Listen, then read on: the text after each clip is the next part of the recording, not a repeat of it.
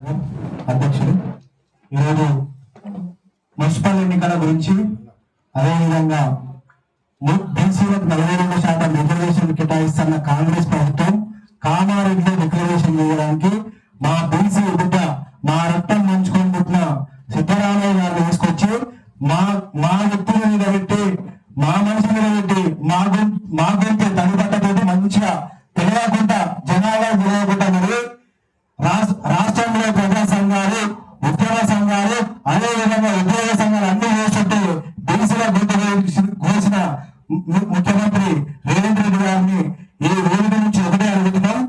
మీరు 42% రిజర్వేషన్ ఇస్తానందుకే బీసీలంతా గ్రామాన వాడ అదేవిధంగా పట్టణాల వైపు ఎక్కడికక్కడ బస్సు యాత్రలు అదేవిధంగా బండ్ల యాత్రలు మీకోసానికి ఎన్నికల్లో మేమందరం తిరిగి కాంగ్రెస్ పార్టీకి ఓటేస్తే మాకు 42% రిజర్వేషన్ వస్తాయని ప్రతి బిడ్డ విద్యార్థులు నిరుద్యోగులు అదేవిధంగా బీసీ నాయకులందరూ తిరిగి కాంగ్రెస్ ప్రభుత్వాన్ని పట్టం కట్టి మిమ్మల్ని ముఖ్యమంత్రి సీట్ మీద చేద్దాం.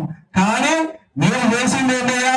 బీసీల రిజర్వేషన్ లేకుండా 3,500 కోట్ల కోసానికేమో అనాబడి పడి పంచాయతీ ఎన్నికలు నిర్వహించారు. అక్కడ ఏం జరిగింది? ఊర్లలో జనాలు మొత్తం మంచి కర్ర రాల్చి ముఖ్యమంత్రి రేవంత్ రెడ్డికి రాబోయేది. జనరల్ సీట్లలో కూడా 52.5% బీసీలు సర్పంచులు అయినటువంటి కారణం కృష్ణన్న గారు ఒక్కరోజు కోర్టులో స్టే ఇస్తే ఏమంటే కృష్ణన్న బంధు పిలుపునిస్తే నవంబర్ 18వ తారీఖు ఎక్కడికక్కడ బంద్ చేసి గ్రామాలను మొదలెడితే మండలాలు రాష్ట్ర వ్యాప్తంగా అగ్నిగుండం యొక్క ఎక్కడికక్కడ వెహికల్ జరగలేదు, స్కూళ్ళు బంద్ అదేవిధంగా షాపులు బంద్ అన్ని బంద్ చేశారంటే ఇది ఒక చరిత్రాత్మకమైన బంద్గా ప్రకటించడం జరిగింది. ఆ రోజు బంద్కు సంపూర్ణంగా అందరి మద్దతు చెప్పడం జరిగింది. అదేవిధంగా 42% కోసానికి 18 సార్లు కృష్ణన్న గారు ఎక్కడికక్కడ ఏ జిల్లాలలో కానీ గ్రేటర్ హైదరాబాద్ ఇంద్రాపాక్ మొదలు పెట్టుకుంటే అదేవిధంగా బషీర్బాగ్ చేరస్తే మొదలు పెట్టుకుంటే అదేవిధంగా అంబేద్కర్ చేరస్తే కూడా ఎక్కడికక్కడ కృష్ణన్న గారి ఆధ్వర్యంలో అనేక ప్రదర్శనలు జరిగాము. ఏ పక్క రాష్ట్రాలలో లేరు, మన తెలంగాణ రాష్ట్రంలో లేరు. ఎందుకంటే ఇక్కడ బీసీ ఉద్యమం గట్టిగా ఉంది, చాలా బందోబస్తు ఉంది, కోట్లకి గెలుస్తామని నాకు నమ్మకం ఉంది. మీరు మంచి జడ్జీలను పెట్టారు, మంచి లాయర్లను పెట్టారు. జడ్జీలు మీవోనే, లాయర్లను ఇస్తే లాయర్లు మీవోనే. ప్రభుత్వం నుంచి ఒక్క నిమిషం కూడా గట్టిగా బీసీల కోసానికి గొంతు చెప్పాలి కోర్టులలో. ఎందుకంటే కోర్టులలో మేము ఉన్నాం కదా, మేము చూసినాం కదా. మీ లాయర్ను ఢిల్లీ నుంచి తీసుకొచ్చినా కానీ ఆయన 2 నిమిషాలు ఏం మాట్లాడుతున్నారు ఆయనకే అర్థం కాలే. అందుకనే మీరు ఎంపీడీసీ డిప్యూటీసీ మున్సిపల్ ఎన్నికలకు అది అందులో 3,500 కోట్ల కోసానికి మీరు సర్పంచ్ ఎన్నికలు. కానీ ఇప్పుడు ఏముందని మీరు పెడతారు? ఎందుకు తొందరపడతారు? కోట్ల కేసు ఉందంటే కూడా మీకు అసలు బీసీలకు 42% రిజర్వేషన్ ఇచ్చే యోచనలు లేవు.